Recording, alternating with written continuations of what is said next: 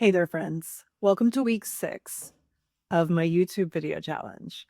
Now, if you've caught the other weeks or if you saw last week's, you'll see that this week started off with a bit of an audio fiasco. I'll tell you about that in just a second, but before I do, let me tell you a little bit about this YouTube challenge. So, this is a YouTube challenge that the course that I took, Rob and Allie's course from Grounded Life Retirement, and I'll be sure to put those in the show notes. And the challenge is to get monetized in 3 months or double your income. Now, self-coaching for skeptics, as amazing as it is it has to monetize. You need to have 1,000 subscribers and I think 4,000 watch hours, and we're not quite there. We're kind of far from it, but I'm not gonna let that worry me. And the challenge is to, like I said, double your income, but some tips in there and some pieces about that challenge are to batch record your videos. So the idea is that you record a few videos at a time, to double your output on your videos. So I was doing one a week, so now I'm doing two, and I've been able to meet that. It was also to try to find something going on in your niche that you could make an opportunity to record a video. And I've been able to do that. And my niche is self coaching and self help. And I have a whole series on helping people through some of the uncertainty with federal job layoff. I have in a a federally funded job. So I am living that. And so it's been really right for those kind of opportunities. And let me see, I'm just going to check these notes. I'm trying to like practice my notes too. So bear with me here. And also to make an investment in your business. So that one I haven't quite come up with yet. I have a feeling that's going to come as I go along. But for example, for some of the YouTube people, this was like, let's take a cruise and make a video on that cruise. And so there's a lot of exciting opportunities here. It's been great because there's a community that you can kind of post and check out what each other are doing. And it's been really supportive. So I've had some wins this week. Like I said, I have been able to keep my 2 per week output, and I also have been using those opportunities. Also, lots of content ideas, like I said, are coming up because of this. So that was what I always want to share my wins up first. So when I mentioned the audio fiasco, so what happened? So last week I did a batch video recording and I recorded, I think I got to 3 videos, and then I went and had a little break, had a check, and realized that none of my videos had been recording audio. Now, I had changed some settings on my phone so that it would try to ensure that nobody texted me or I wouldn't hear any notifications that were coming through at the time. But somewhere along the line, I also just turned off the audio. And okay, so that and that had been like a couple hours of work. It hadn't gone quite as smooth the last video, so even in my head, I was thinking, "Oh, maybe I should re-record this." But to find out that I couldn't salvage any of it was a bit of a letdown. And so I do want to talk about kind of the tools I got through with that because it was a letdown. I definitely felt, I did spend some time trying to fix it. And then I just realized, you know what? I can't control it. I don't know how. I don't know what I did. I don't know how to fix it. I don't want to spend all afternoon, being miserable about it. And so what I'm going to do is use this opportunity to record a really quick video about what just happened. So I did, and it was pretty unrehearsed. It's on the series if you want to check it out. And it actually gave me some confidence just recording the video for you, like right in the moment in real time. Like, here's just what happened, and here's what I'm doing about it. And also, I was able to kind of look back and be like, I actually did handle that pretty well. And I kind of wanted to break that down this week and kind of put that into like, what would that tool have been? And so I think the main thing that happened, and it happened really quickly, like and it doesn't always, don't get me wrong. There are going to be some setbacks that are going to definitely have you, wallowing in it a bit more. And I am one of your greatest drama queens with that stuff.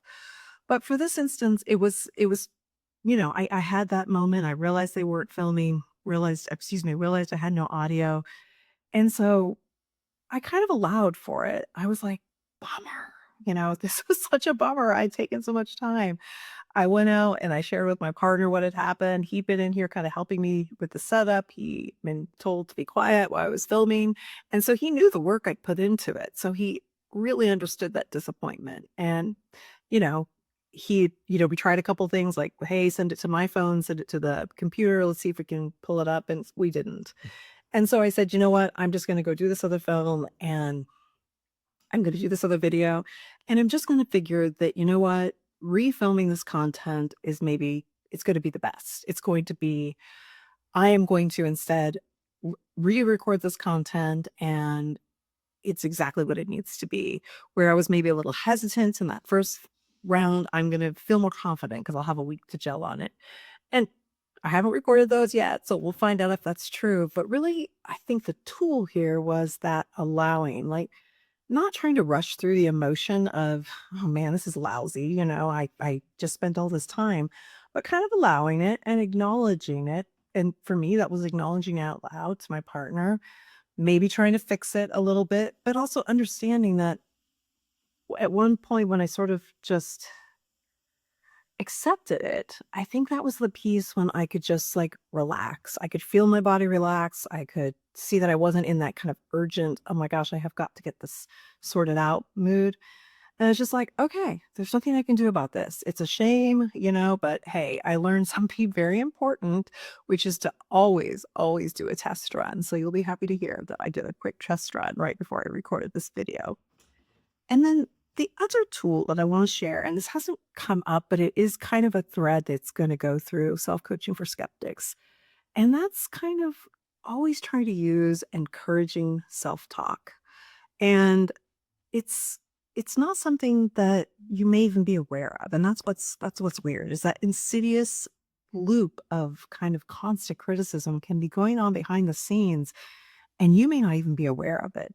And I have found that over the years of I've been using self-coaching tools, that this is one of the most important ones that I have really put a lot of time into it and tried to make very explicit and um, something that I use throughout my life. So again, I just gave you an example with filming how, I could have started in like, Aaron, you're so stupid. Why didn't you figure this out? How could you have made such a dumb mistake? You definitely should have checked ahead of time.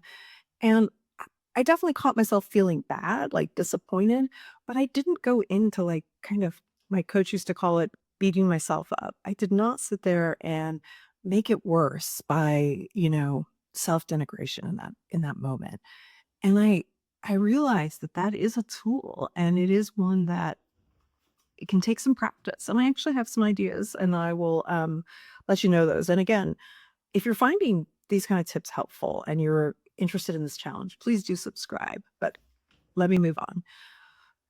One of the ways that this self-talk can come up that I noticed in the rest of my life was whenever I looked in the mirror, particularly actually when I saw photos of myself. When somebody shows you a photo they've taken of you and you're like, can we retake that? And actually, that was a practice that I learned about in a different self-coaching course that I took. But it was like, just learn to accept those photos. That's what you look like in that moment. And the more we become able to accept these flaws about ourselves, be it how much you weigh, what you look like in the mirror, if something was in your teeth, what your hair looks like. I think I mentioned this in the other video that I was wearing something and when I put it on the big screen, I saw all these flecks of dust and I'm like, yeah, okay. I'm human. I'm wearing flecks of dust on my clothes. Like, that's fine. Um, but what I've noticed about this practice is that as you kind of lighten up and soften towards yourself, it actually leads to more tolerance for others. And that is just great, right? Because if you've got that kind of constant self-criticism of yourself and you're always judging, then that's the lens you're kind of seeing the rest of the world through too. And I did notice that when I kind of shifted and really tried to practice not talking to myself like a jerk, then I was much less of a judgy, jerky wife, sister, daughter. I just began to kind of relax about those things because I realized that I am human and I'm not going to get perfect. And honestly, the people that I relate to on YouTube and the ones that I keep returning to the channels are the ones that are real like that. Yeah, I see them evolve over time. Their camera, their technical stuff gets faster. Maybe they get better hair, makeup, whatever. But really it's because they're relatable. And that's what I mean by the self-talk.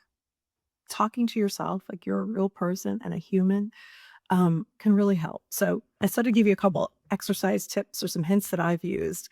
And those became just cues that I would use kind of on a daily basis. And so, like I said, I've already mentioned like when you see a picture of yourself or a photo that you've taken with your phone or that somebody else is taking, you'll definitely want to ask them to retake it and just let that feeling come, but then don't. Just get used to seeing yourself with, you know, an odd face or your hair is out of place.